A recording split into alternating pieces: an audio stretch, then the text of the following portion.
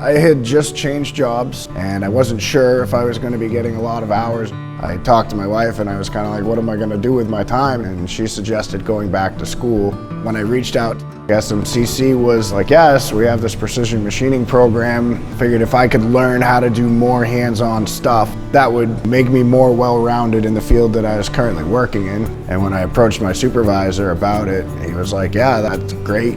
A large part of the appeal to SMCC was that these guys were running a morning program, an afternoon program, and an evening program. It works in around other things. You know, I can get up Sunday morning and have my coffee and do a little bit of homework. I just absolutely love it. I feel like SMCC is a great opportunity for people that are juggling busy lives. The different options here to take one class or to take a certificate program or to take a degree program make it so that whatever you're comfortable with, you can do.